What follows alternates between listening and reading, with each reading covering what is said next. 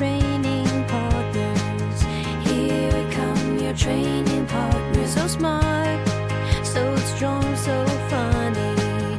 Let's go with your training partners.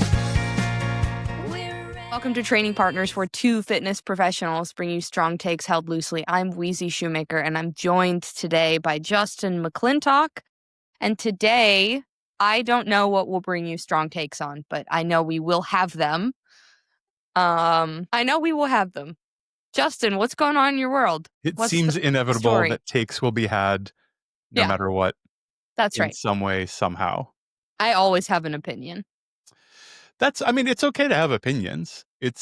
I was talking last night with somebody who I don't know very well about this, but they said something along the lines of that they thought I was quite opinionated, perfectly fair. And then they asked a question, I'm paraphrasing, along the lines of, are you someone who won't like an idea unless it's yours, and you won't change your course unless you decide that you have a really good idea? Which I thought was the opposite of how I think of myself. I try to work very hard and think through how I do things in general. Right. And I'm ready at a moment's notice, if something better comes along, to chuck all of it.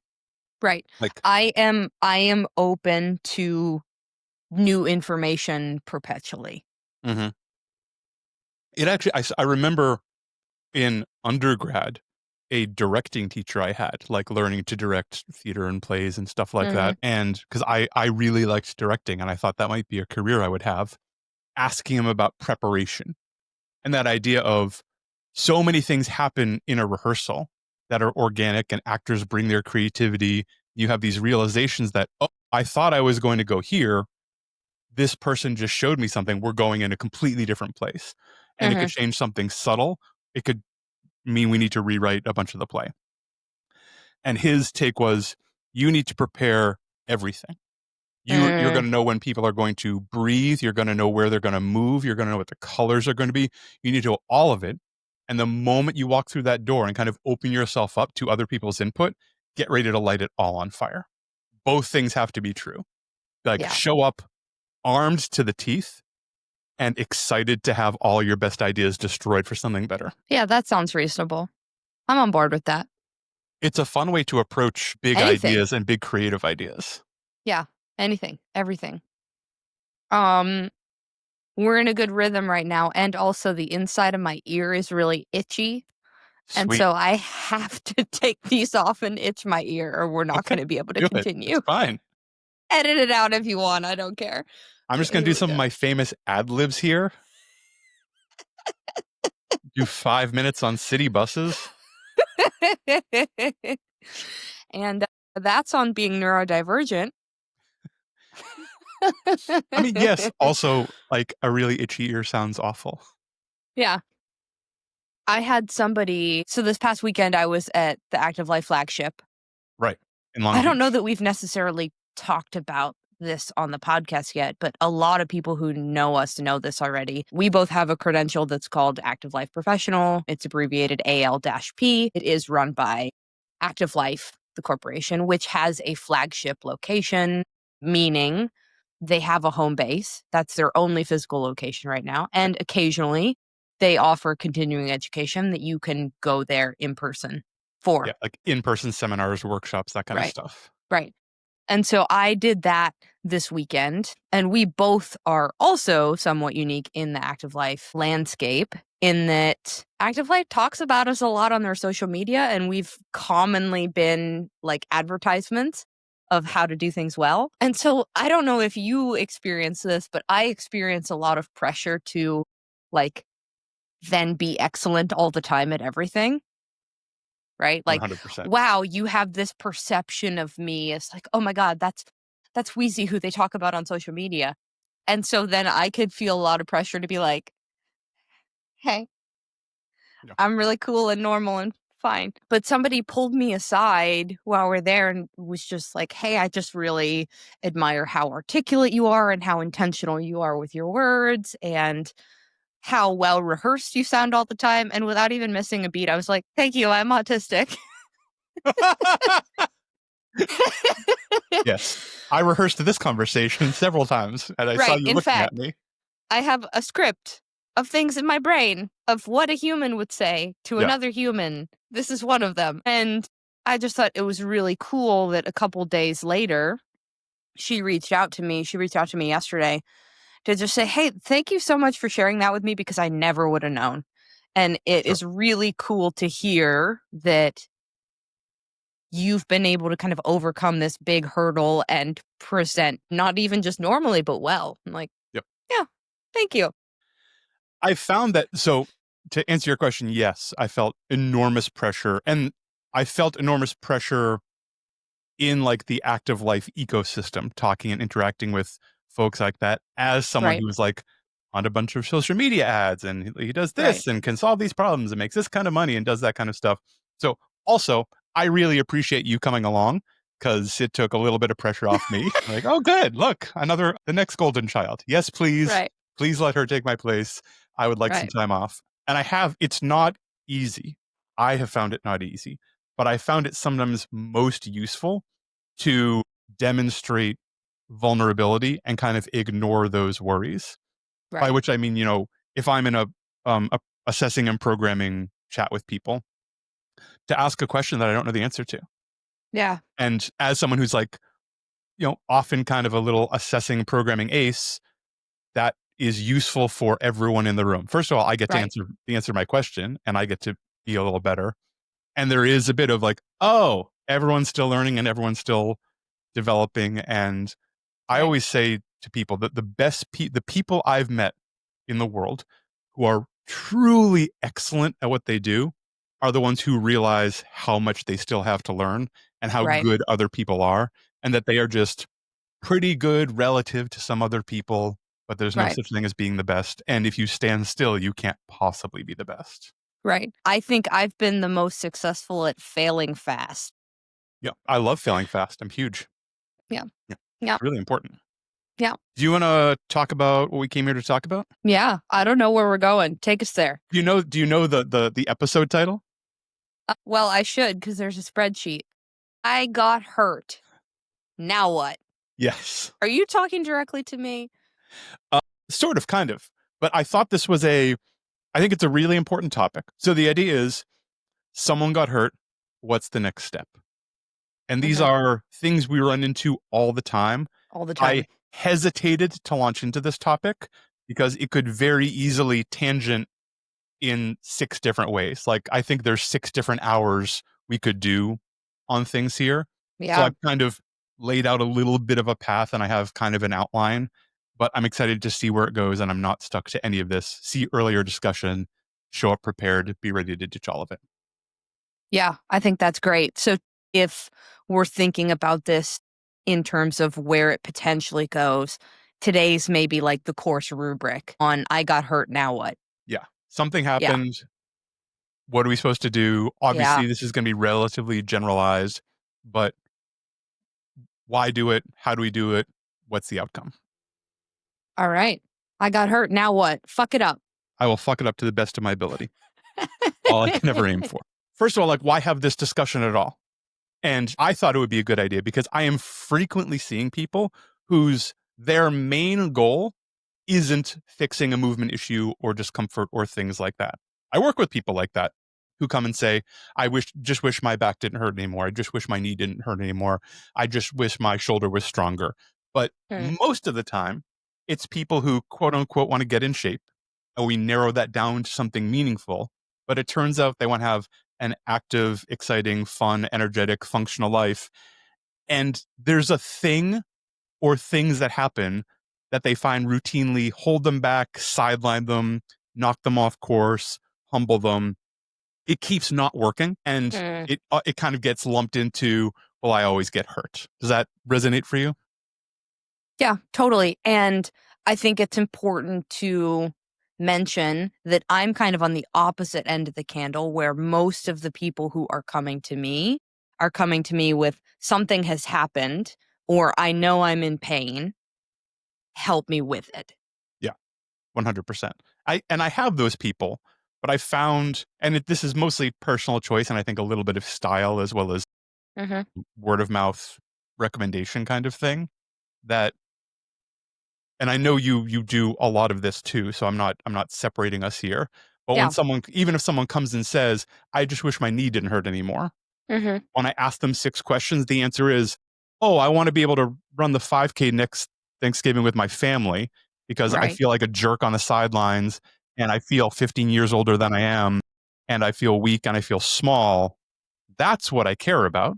Right. Not actually sort of indifferent to what's happening The in my knee when pain. I bend it. Yeah, Right. Yeah, that that's an important concept to consider is that we don't actually hate the pain itself. yeah, We hate what it's making us say no to or not have the ability to say yes to. exactly. And Yeah. I think it's also worth saying that lots of these people that we're talking about are often people who are really good at pushing through kind of pain and Right. discomfort Right. up to a point. And sometimes those are the most dangerous people because they get used to this kind of irritation, discomfort thing that's happening because this just always happens. And it gets a little Mhm. worse and a little worse and a little worse. And suddenly they've lost so much function and so much has been taken away from them. And it's a much Mhm. longer road back than it could have Right. otherwise been. Right. Yeah.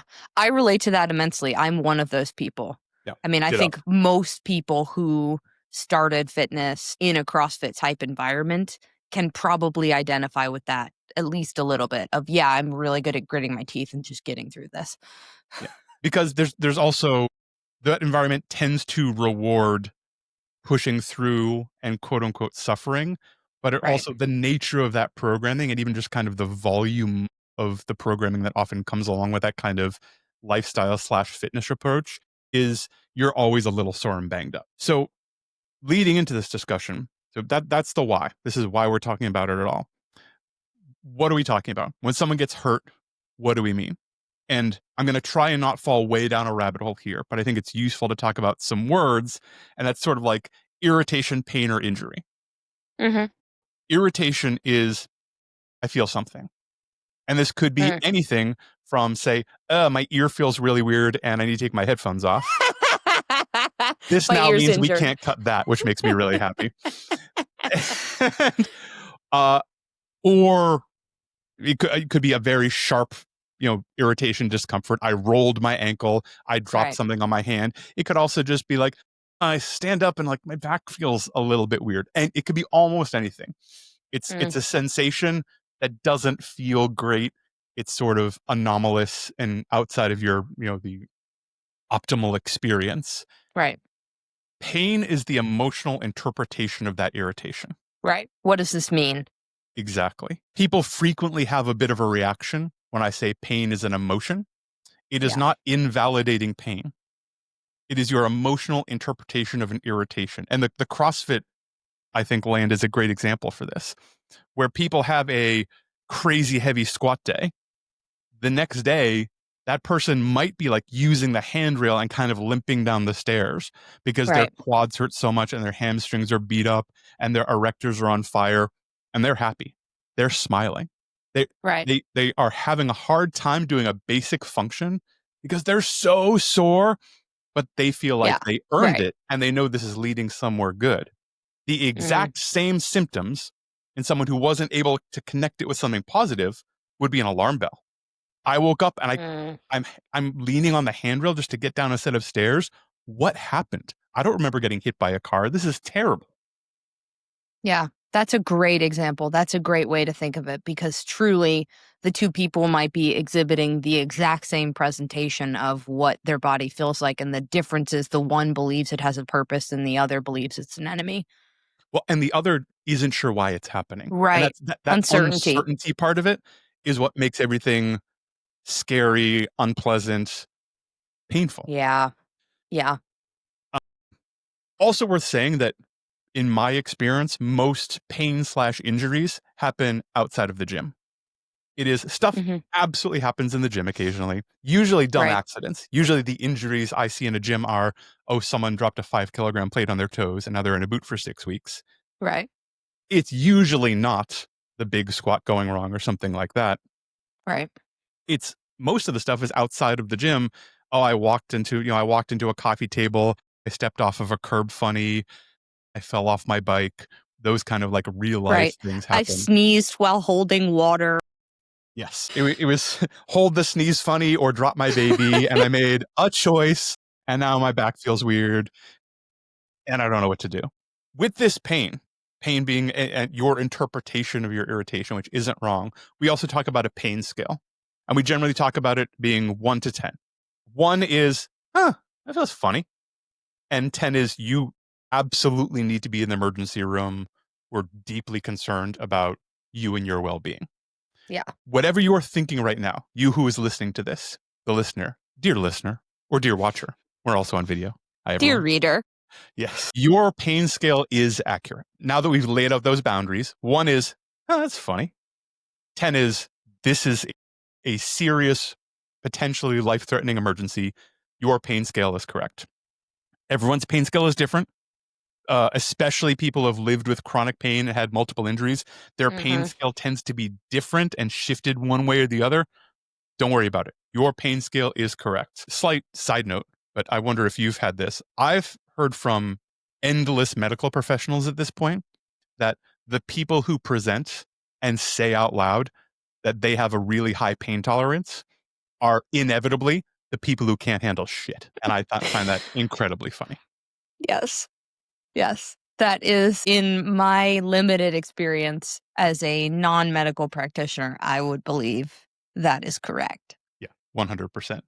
Like, whenever they hear someone say, "I have really high pain tolerance," they know it's gonna be a bunch of trouble and a bunch of A screaming and really fun crying, time. Right. and, yeah, this person's gonna need extra babying, Right. because they don't understand their tolerance at all, and for some reason, Right. it's become an illogical part of their identity. Mhm. Mhm. Alright, so those are sort of ground rules, terms, what we're talking about, all of that. Something happens. Let's say it's the low end. There's a twinge, there's a niggle, something feels weird. Let's keep this in the gym for now because it's easier to talk about. You're squatting and you feel something in your knee. Huh. Mm. If it's a 4 out of 10 or less, keep going. Like, pay attention, notice what's going on, what do things feel like. Mhm. Maybe do a quick body scan. How's my form? Did I get a little lazy? Is something loose and not braced the way it should be? Yeah. Keep going. If it's staying at that, 4 or less out of 10 and not moving, you're probably good. I Right. don't know what it is. I'm not here to tell you what it is, but it probably isn't worth changing anything. If it starts getting noticeably worse, if you're like, it's a 2 out of 10. Oh, now it's a 3. Oh, now it's a 5. Actually, that's a 7. Stop immediately. Stop. And we're going to go into, we have some shared pretty clear pain rules that we always work with everyone. Yep. But I want to lay out like a little kind of quick blueprint because that's another Great. rabbit hole that I think we could do 40 minutes on. Absolutely. We will at some point, I think. For sure. I know. Let's say it's not a twinge, niggle, something weird. Let's say it's something big, immediate, like 5 or 10 or worse, and it could be a lot worse.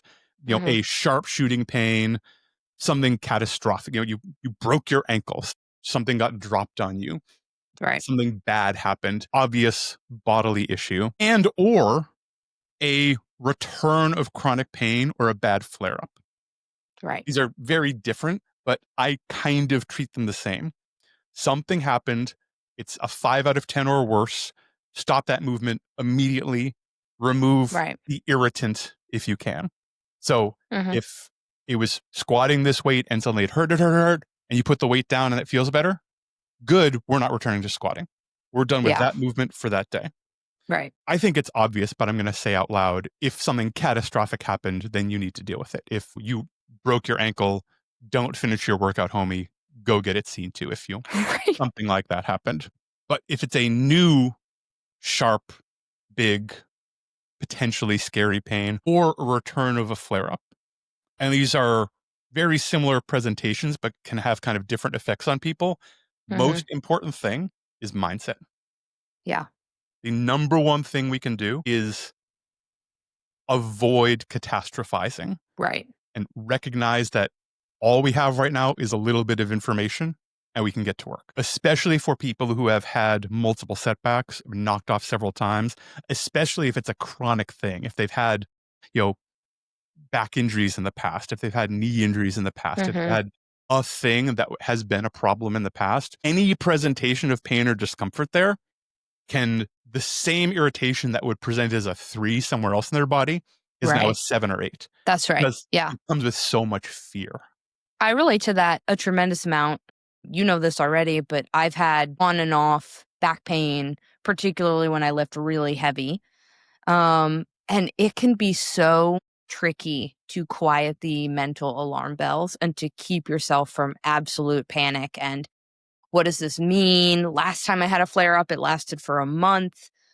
I had to go do X, Y, and Z, right? It can be so difficult to not go down an unhelpful pathway because, in my experience with myself personally and also with clients, the folks who are the most likely to heal quickly and bounce back from a flare up are the people who believe it's possible and who don't freak out.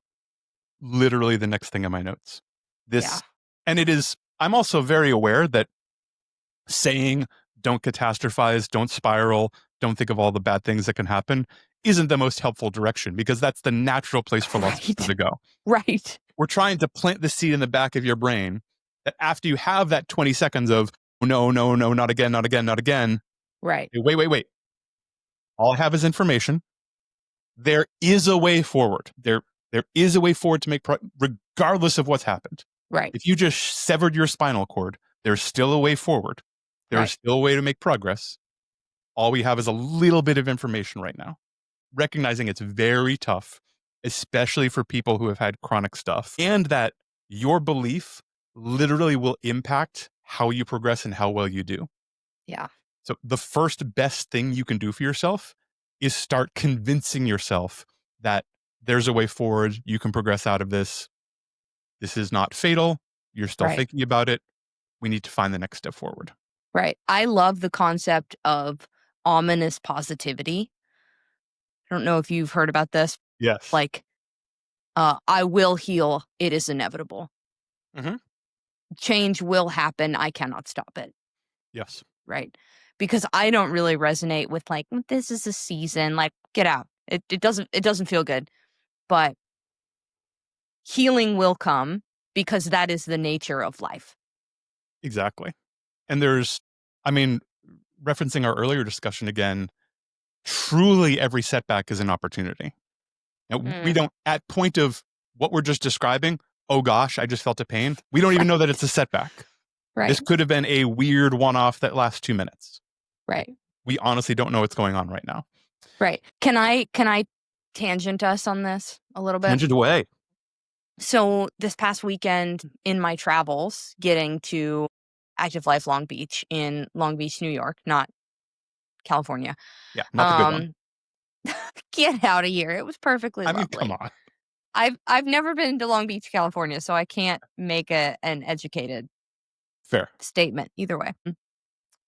Columbus, Ohio has several direct flights to JFK, right? So I'm supposed to be on a direct flight. I live 8 minutes from the airport. Because that JFK is definitely the closest airport to Long Beach on Long Island, JFK, and then take a train or however you're going to get there. But yeah, it's like a 35-minute train from there, right? And it was set up to be like a perfectly delightful travel day. Get on a flight at noon. I had my lunch packed. So pleasant.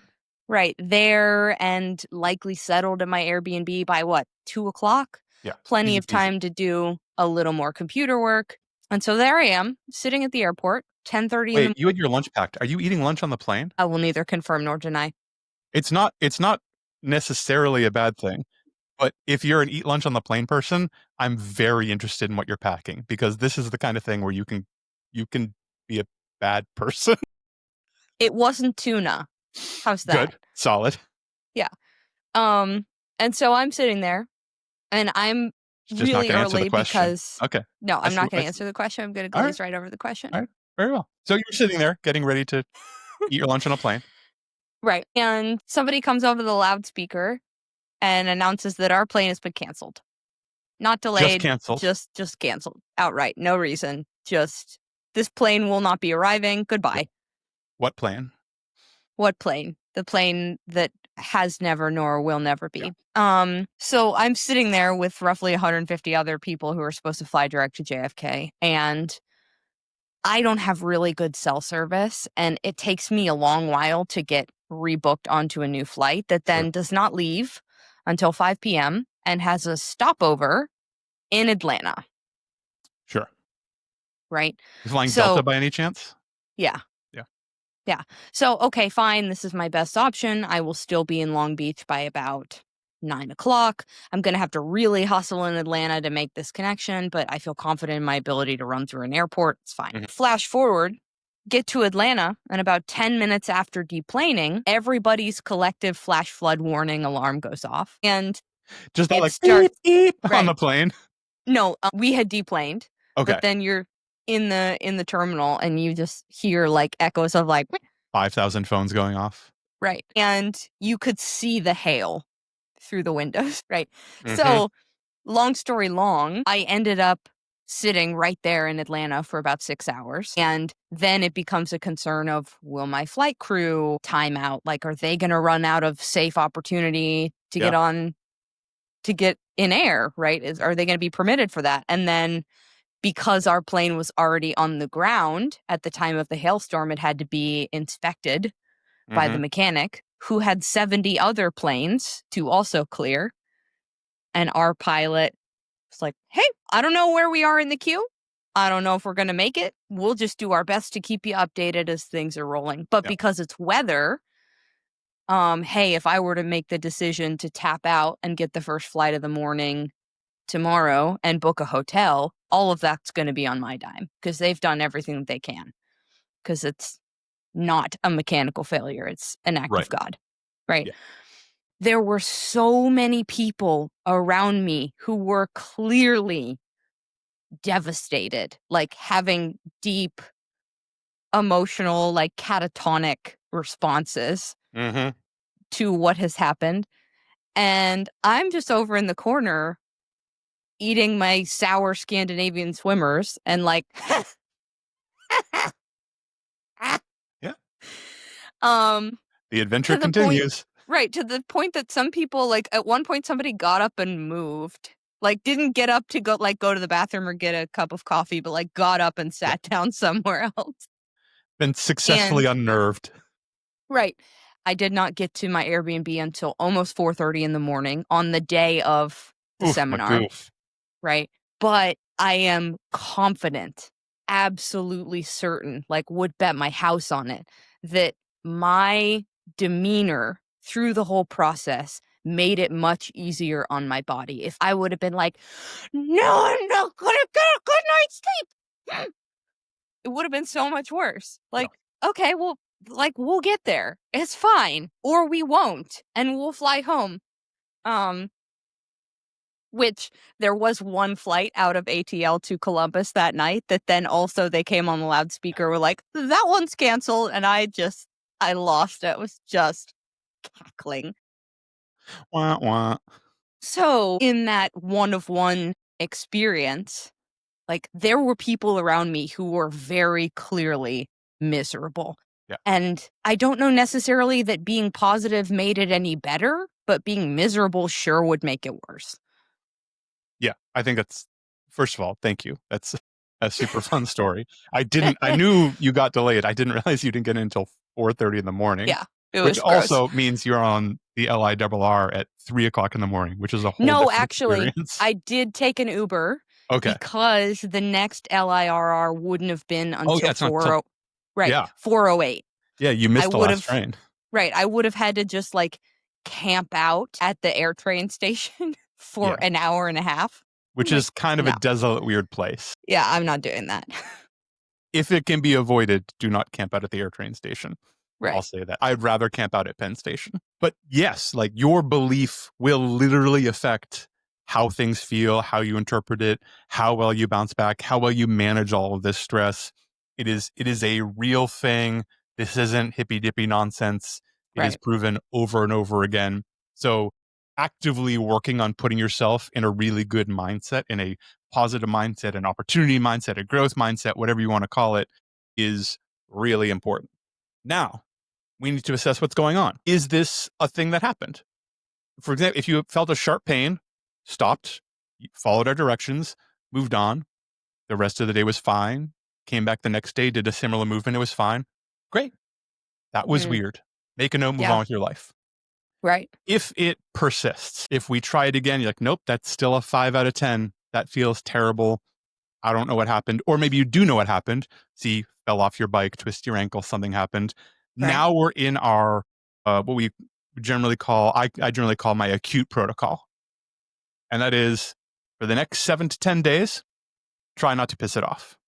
This is the only time where if it hurts, don't do it is a really good idea.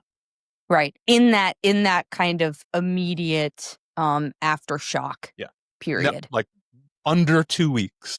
But and I usually use that 7 to 10 days as a pretty good window. And again, we're generalizing, but it's sort of like, oh, I ran into something. I have this big bruise. What I'm not going to do is just keep punching that bruise and see if that helps. I'm not going to foam roll the bruise. I'm not going to put lacrosse on the bruise. I'm not going to compression therapy the bruise. Like, bro, it's a bruise. Leave it alone and it'll be fine.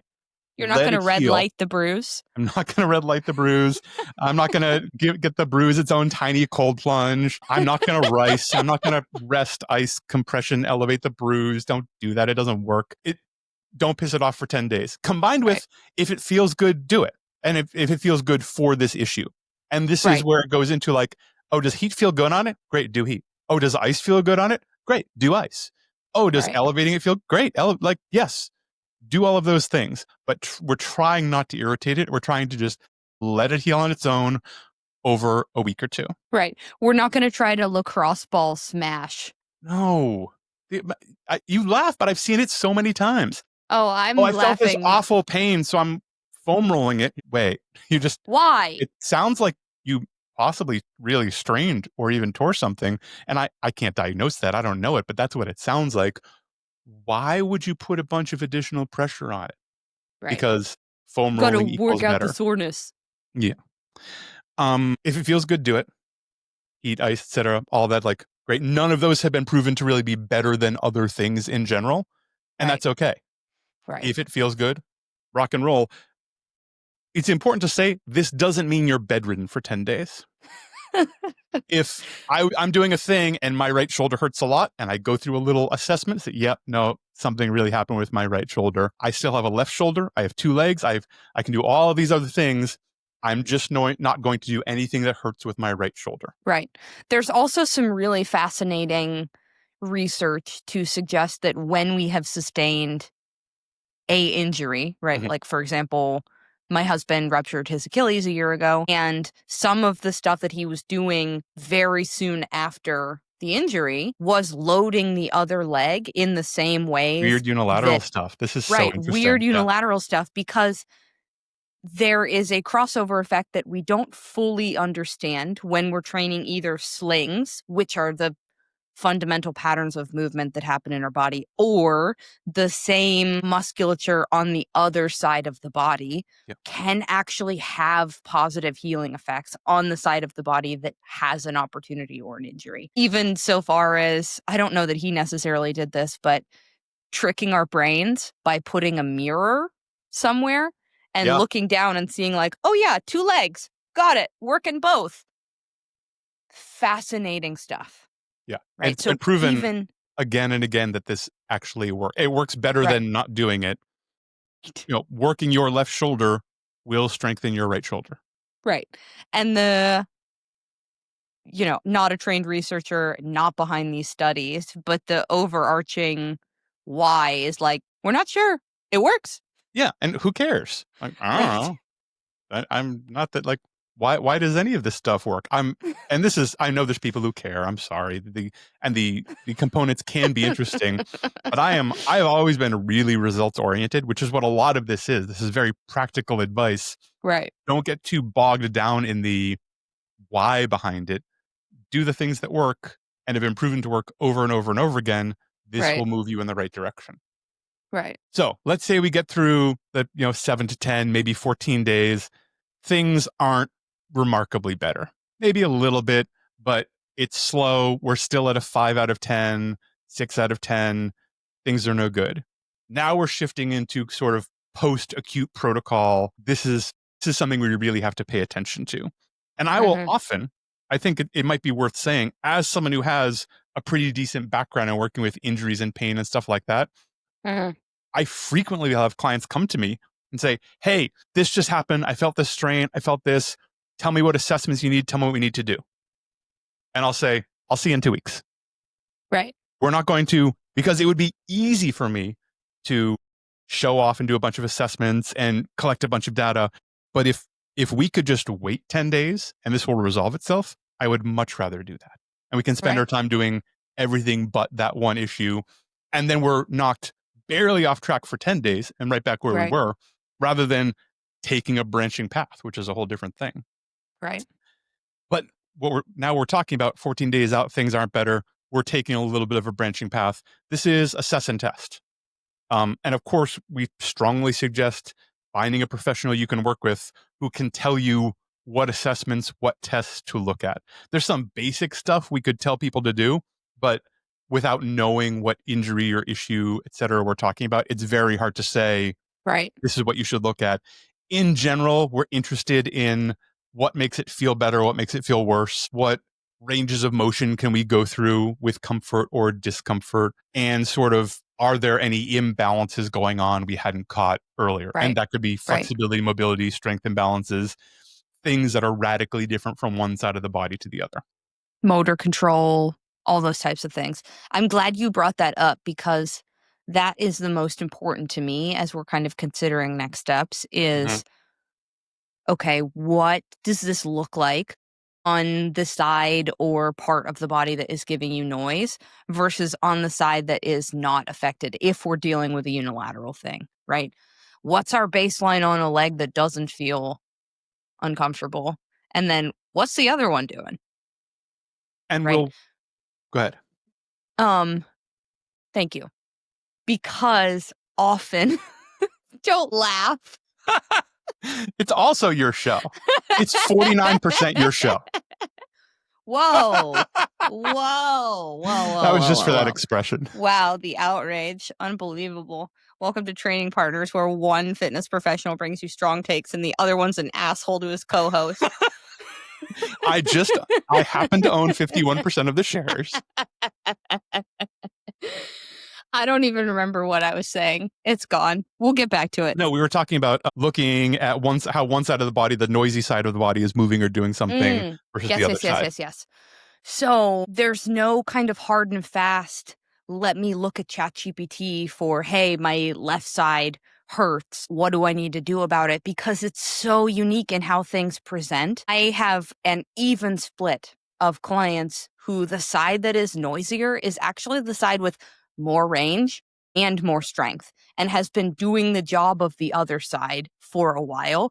And then evenly, hey, this side hurts. Great. It has access to less range of motion and it is weaker. It is truly a toss-up on what we experience. And so it is completely unreasonable to expect, well, yeah, I'll just go and buy a template to support the side that is painful because clearly that's the one that's weaker. It's not necessarily true. And it's not necessarily the thing that hurts is not necessarily the problem at all. Right. We will to use a knee as an example, because this is usually what happens. Most of the time, the knee isn't the problem. Right. Most of the time, it is up and downstream. So if someone comes to me with a knee issue, I am assessing certainly their T-spine, their lumbar spine, their hips, their knees, and their ankles, and their feet, and both sides, and their balance, and all of these things. Right. Looking for kind of outliers and imbalances. It is totally normal that someone has knee pain, and we're like, oh yeah, it turns out your rector femoris on this side is significantly shorter. I don't really know how it got that way. You're a lot stronger on that side, so I think you've been compensating. Now we have some things to work on. If all I did was try and increase knee range of motion or desensitize the knee, well, that might work for 4 weeks. Right. But it's not going to work for 3 years. Right.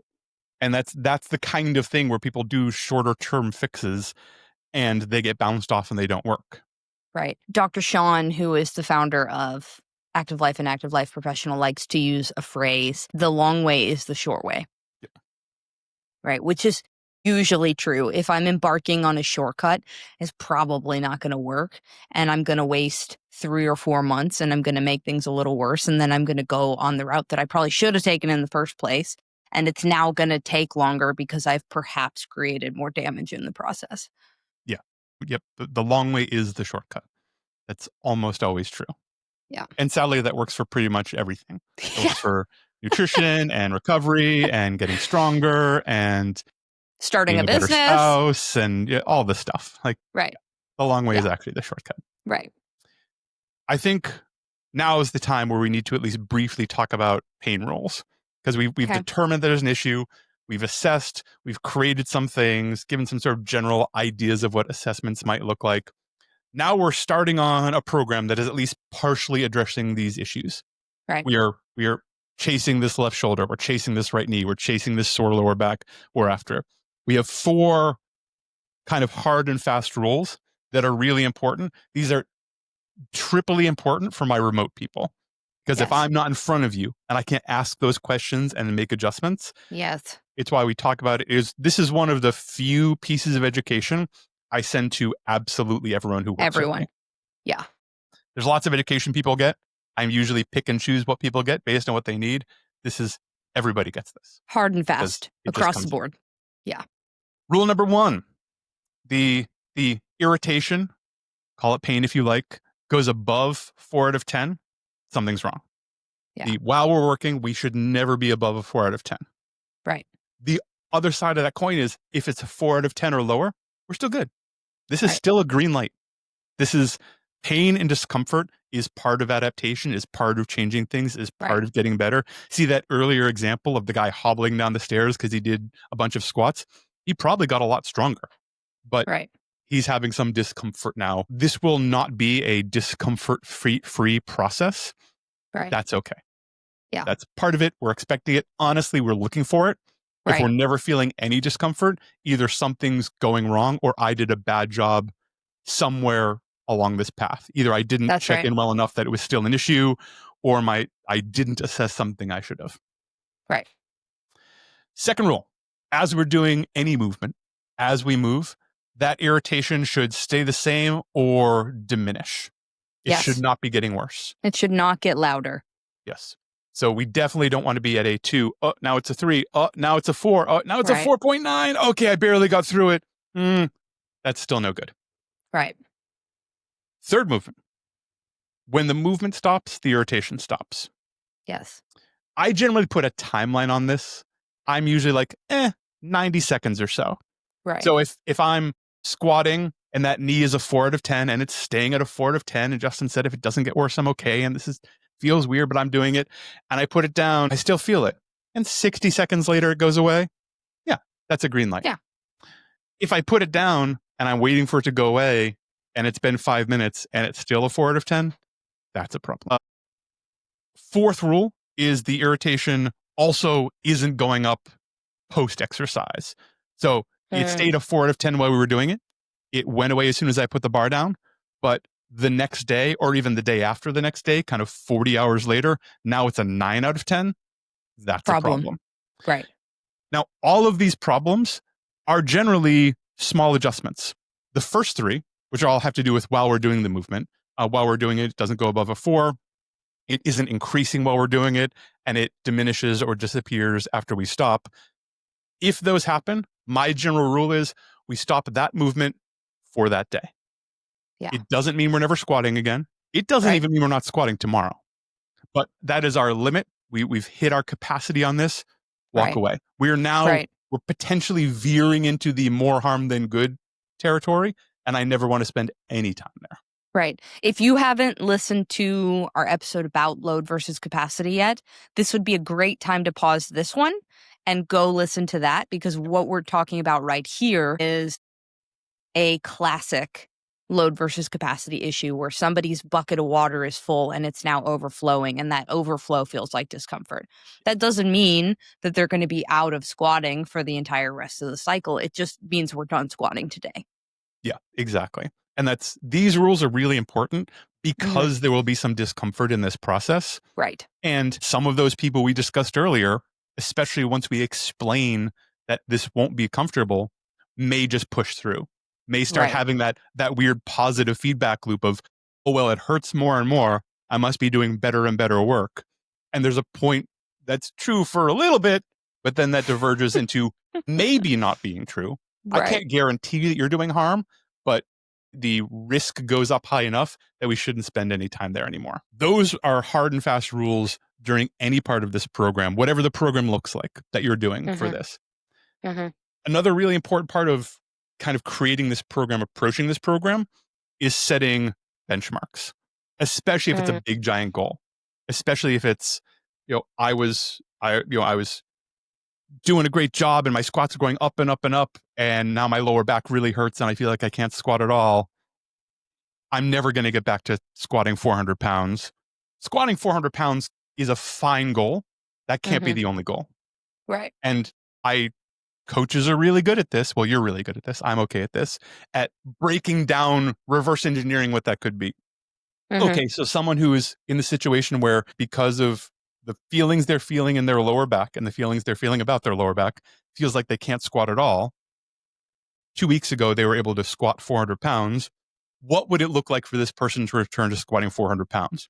I bet along the way, they're going to squat 300 and 200 and 100 and go through some ranges of motion and go through some tempo and be able to tolerate some endurance and be able to demonstrate some capacity and do some other movements and start filling in what that path would look like. And then lay out why these are the benchmarks we want to hit along the way. Especially on a potentially longer journey. And this is especially true, I found, with people for chronic pain, returning chronic pain. This might be something that we have to work on for 3 or 4 months. I mean, we're generalizing, this is a imaginary injury, but it's not weird for something big to happen and for it to take someone 3 or 4 months to get back to what feels like 100%. That's a long time. Or even to what feels like baseline. Exactly. And maybe an important part to put in here, part of that journey should involve setbacks. And when we have setbacks, that's part of the way that we know we're heading in the right direction, because we're kind of pushing the limits in a really good way. It's also inevitable. Whereas progress is never linear. Progress has never been linear. So especially that we know, let's say on this 4-month journey we're talking about, that we're likely going to see 2 or 3 setbacks, those can be mentally devastating if the only thing you have is, well, I'm going to squat 400 pounds, and I squat 100 and 200, and then something happens and I can't squat 250 and I'm back to 150. That's right. Like, oh no. You're like, wait. We already knocked 2 of our benchmarks out of the way. This is great. And our one setback. Yeah. This is where the conversation about mindset becomes so critical, particularly for people who are identified deeply with the pursuits that they are involved of.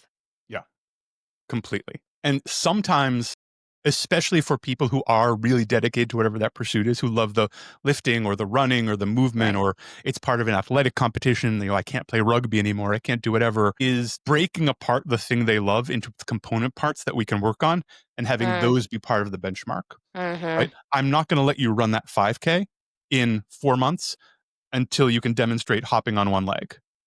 Is hopping on one leg the same part as running a 5K? No. But someone who can run a 5K would be able to hop on one leg really well.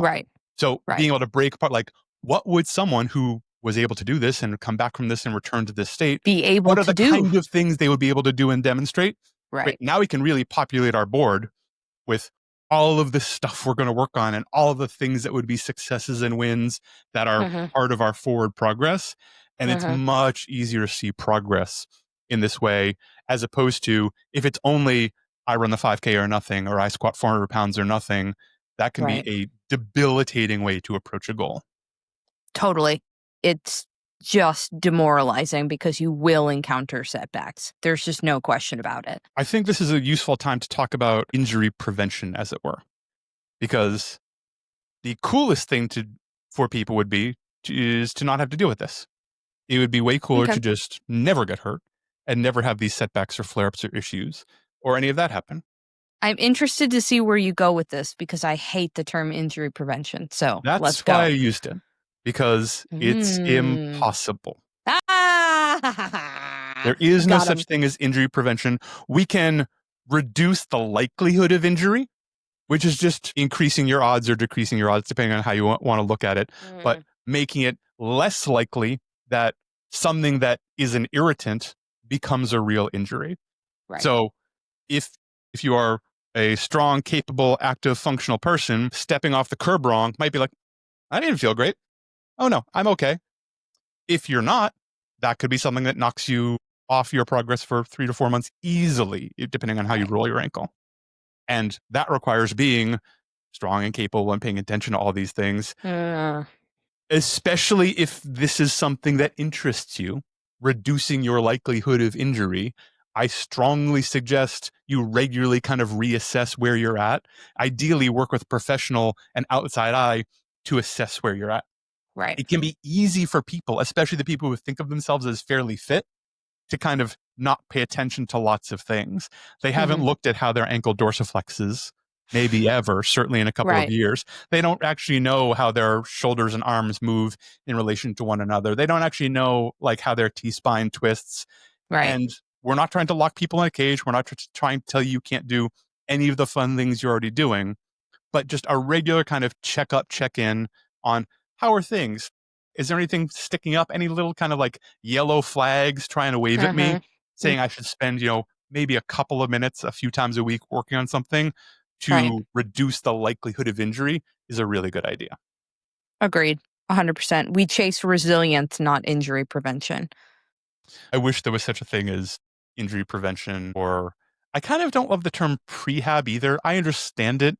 I'm always like, we're just talking about getting stronger. And sometimes like it's Right. specific Right. stronger. Yeah. Like it might be physical therapy involved or informed stuff, but it's all just being supple and strong and functional. Right. We're trying to give ourselves access to often more range, often more strength within the range available, and often more control of the strength in the range available to us, and continue to move the needle a little bit. Right. That's fundamentally the purpose of training. Yeah. Or should It be. should at least be part of it. Right. Right. There can be other, and this is my final kind of like bullet point for this is the people who say, but Justin and Weezy, I'm training for a specific event. I'm doing this group class that I love. That's my fitness. I'm in the middle of following this big, complicated program. What I don't want to do is stop all of this and go and only work on my right shoulder 3 times a week with these 5 exercises. You don't That's have not to. what we're saying. No. Exactly. You can do both. And we also need to probably shift our perspective a little bit to be a little more curious and a little more open to the thing that you love looking a little differently, right? If, for example, I'm going to use myself as an example, there was a period of time where I could not put my arms up overhead without discomfort, right? If I want to go to a CrossFit class and it is programmed with a bunch of kipping pull-ups, I might be tempted to do that to fit in with the group, and it's going to be to my detriment later. However, what's maybe more to my detriment is deciding not to go at all. Completely. And this is where I think my advice is advocate for yourself. Yeah. And that might be, walking up to the coach and saying, hey, I can't hang from a bar today, but I can do these 3 other things, or dear leader, you tell me what the sub is, but I'm Right. not hanging from a bar today. Right. And if you're in that situation and you don't know what to do, or you're not sure, ask the coach, class leader, instructor, etc. Say, hey, it hurts when I put my arms overhead. Nothing else hurts. I'm not that worried about it, but I'd love to do this workout, but I can't put my arms over my head. What do you think I should do? They may well have already talked to 3 people that day and have a game plan for this, or they might be brilliant and you might have Weezy running your class. False. You might, isn't there one? Isn't there still like There's a couple? one. There's Yeah, exactly one. Of all the classes in all the places. There's like 70 people a month rather, who get to have Weezy, and you might be one of them, but there's other good people out there. So especially if it's someone you trust, ask for them. Reach out for help. We're here. Find other professionals. Hey, this thing just happened. What do you think I should do? Good people will give you free advice within, scope and all of that. I'll usually say, without seeing you move and testing you, I don't know, but my first guess would be ABC.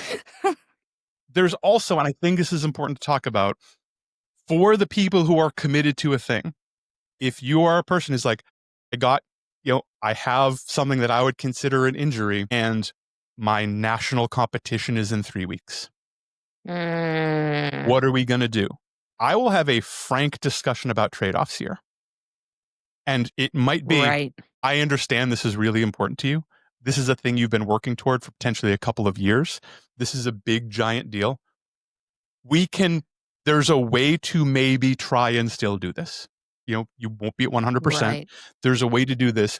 If we do that, I need your buy-in afterwards that we're going to take 6 months and work on other stuff, because you are radically upping your risk. And I have a Right. lot of like language and discussion. Sometimes we have to get like lawyers involved. Like this is a big trade-off you're potentially This is making. a big risk. I'm not telling you not to do it.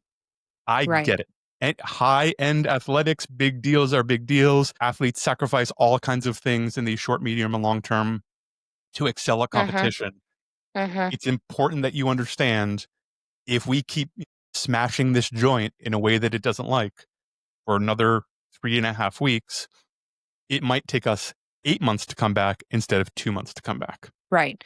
This reminds me of something that's really relevant right now. I don't know how much you've been keeping up on Maddie Rogers. Not at all.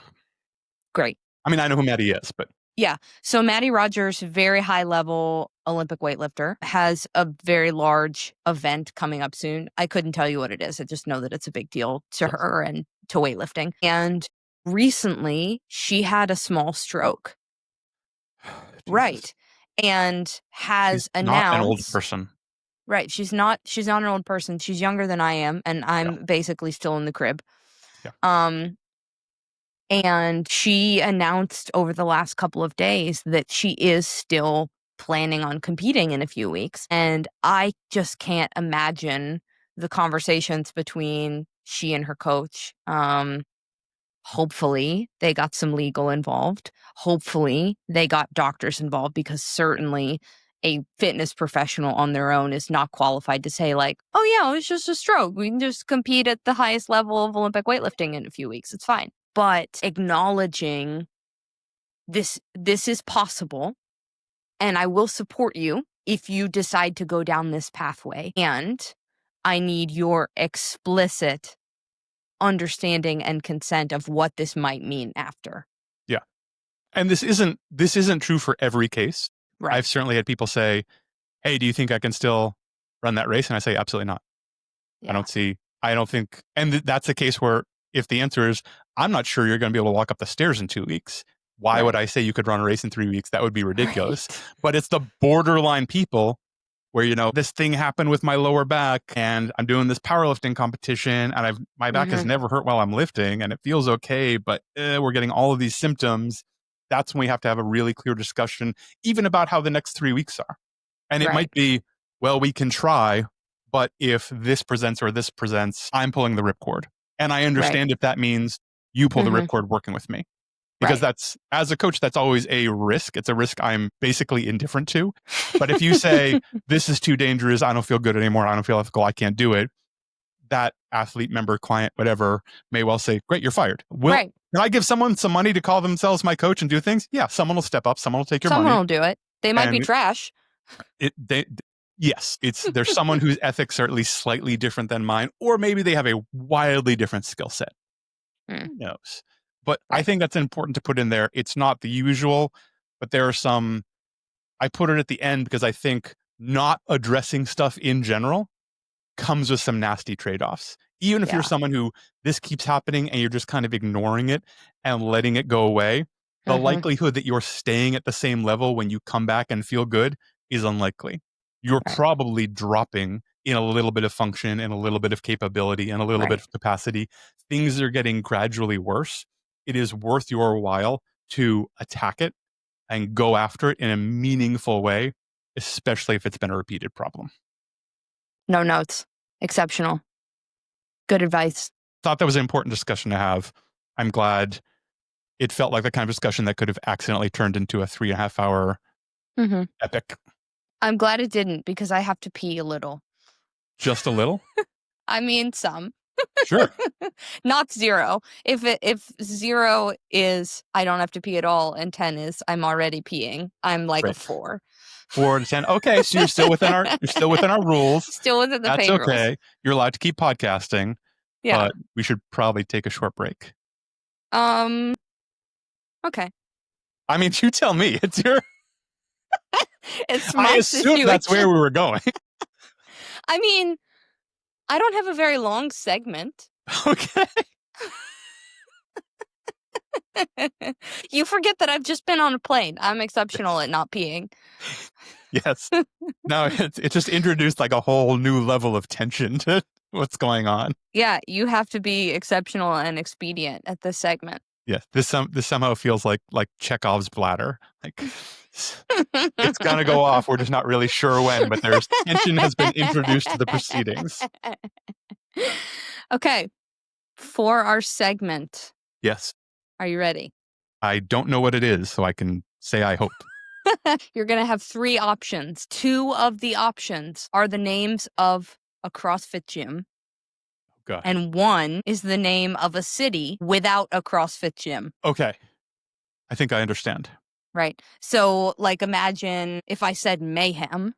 Yes. I'm taking CrossFit out of Mayhem, and I've presented Mayhem to you. So I'm going to read you 3 words, and you're going to choose which is the city. This is going to be fun. CrossFit gyms, if people don't know, have, I'm going to say famously bad names. Yeah, some names. Yeah. Some names. Cool. It was also very important to Ted that I tell you that he recommended I stay in the US, and I said, you can fuck off, it's my show. Fair enough. Okay, so we are international, potentially international. We are potentially international. I can confirm that we have some international situations. I appreciate that. At time of recording, the United States doesn't own all of these territories. We've sure tried. Yeah. Okay. Straight cheetah, noodle, and strong arm. All one word. Oh, goodness gracious. Okay, I'm saying straight cheetah is definitely CrossFit.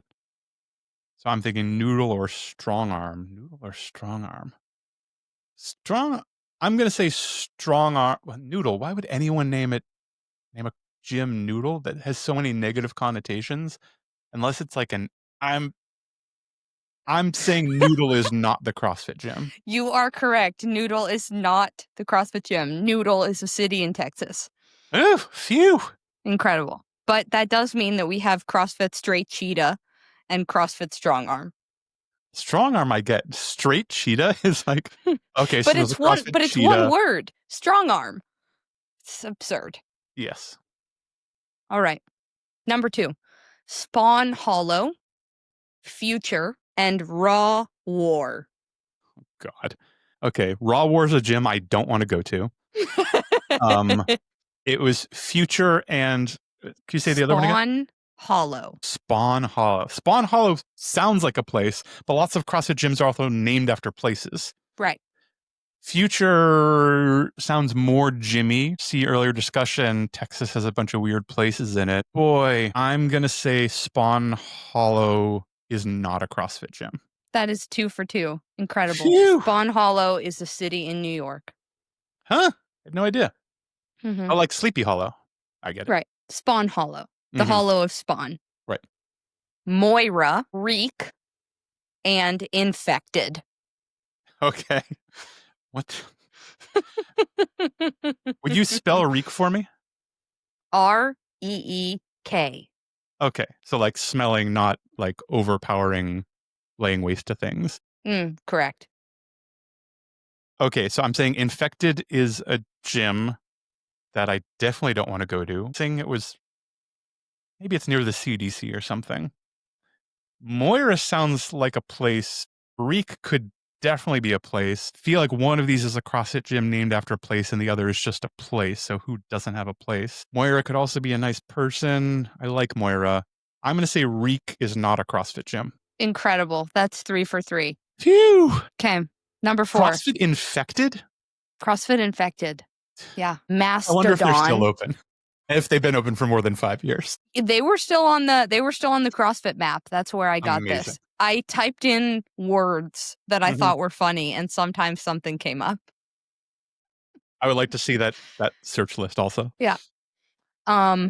Mastodon, Okay. Loco Depot, Okay. and Leggy Kelly. Whoa. Okay. So Mastodon, I'm reasonably confident Mastodon is a gym. I can wrap my head around naming a gym Mastodon. Loco Depot or Leggy Kelly. Now, Loco Depot, I could see some people naming a gym that and thinking it's like fun and edgy.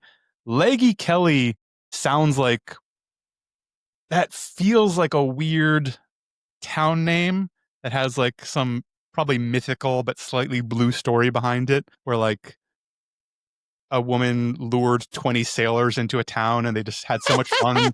They just lured into a shack and they had so much fun. They're like, we're just going to found a town and stay here forever. The legend of Leggy Kelly. That's exactly what I'm thinking. I'm going to say Leggy Kelly is not a CrossFit gym. You are correct. It is a city in Ireland. Amazing. This is incredible. Okay, number 5, Midgard. Okay. No ceilings. And Okay. tabletop. Okay, so Midgard is a mythological reference, but I don't think there's a real Midgard on Earth. That'd be really something, naming yourself after Midgard. Though there's probably places named like Heaven and things like that. So I'm going to say Midgard is definitely a gym. No ceilings is probably what you should rename Sustained for that new location, because that would really solve some of your problems. Right. Tabletop sounds like Mesa to me, and there's lots of mesas around. So I'm going to say Tabletop is not a CrossFit gym. That is correct. It is a city in Australia. Oh, Australia. Cool.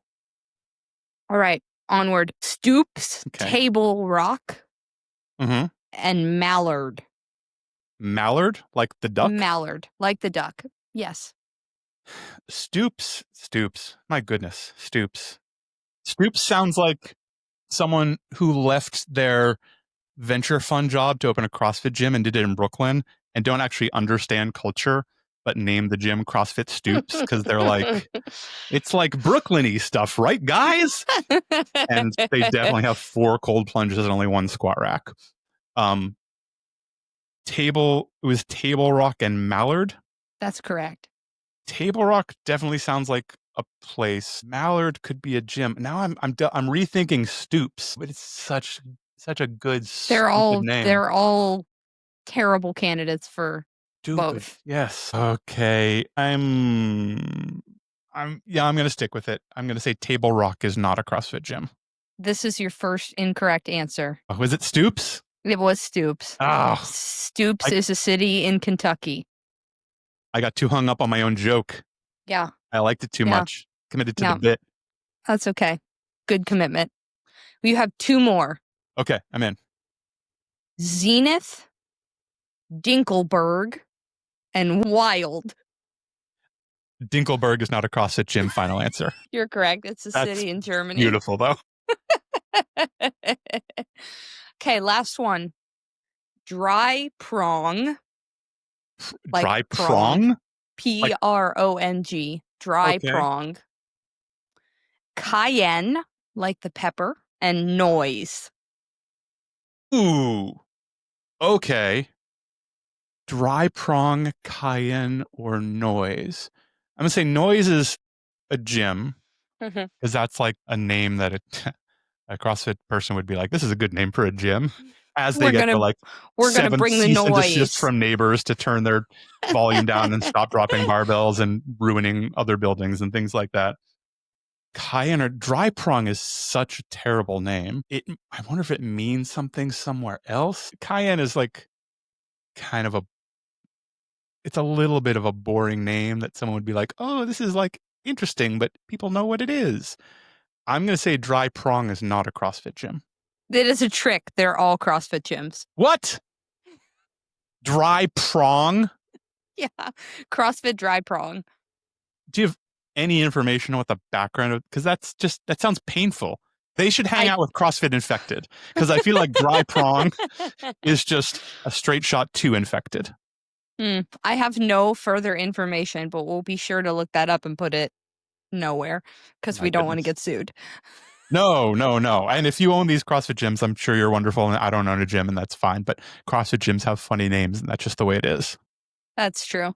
Wow. Congratulations. You got 2 wrong out of 8. It's not Excellent. bad. I'll That's a take, passing grade. yeah, for sure. 6 out of 8. Mm-hmm. Yeah, that's 75%. I'll take it. Mm-hmm. Mm-hmm. Ted didn't get a single one right. Oh, Aww. I am a professional. That's right. Well, this has been great. This was great. I think this was an important discussion to have, and I'm glad we got it in. Likewise. And now I'm excited to go pee. Yes, at long last. We're still on 4 out of 10. Have we raised? It's like a 5.5 now. All right. It's advancing rapidly. climbed. We should probably say It has goodbye to the climbed. people. Team, thank you so much for tuning in. This has been Training Partners. I'm Weezy Shoemaker. I've been joined by Justin McClintock, and I hope you're all well hydrated and have access to a bathroom. Goodbye. Thanks, team. Here come your training partners, so smart, so strong, so funny. Let's go with your training partners. We're ready to shine together.